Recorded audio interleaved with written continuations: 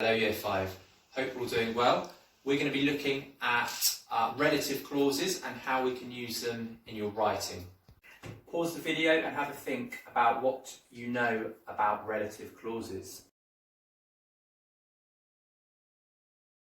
A relative clause is used to give additional information about a noun, and it's usually introduced by a relative pronoun, which could be which, that, or who. They're the most common ones that we use in our writing.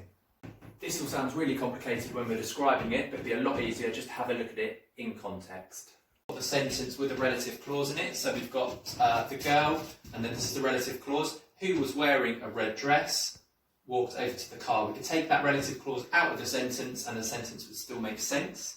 We'd have the girl walked over to the car. So the relative clause, I've underlined, who was wearing a red dress.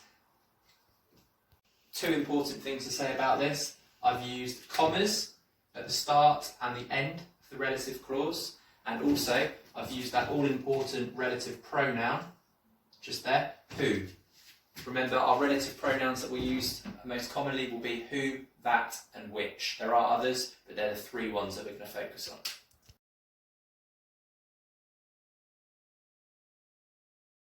Now back to our original sentence without that relative clause in. Could you think about how we could use a relative clause to give some information about the car? Because this is the other noun in this sentence. Have a think. Pause the video, have a go. The relative clause I've used to describe the car is which had a flat tyre. So the noun there, car, we've used a comma after, we've used a relative pronoun, which had a flat tyre. So now it's the girl walked over to the car, which had a flat tyre. So now we've got some additional information about the noun car. So your task today is to complete the activity, which is adding in relative clauses to some sentences. Enjoy.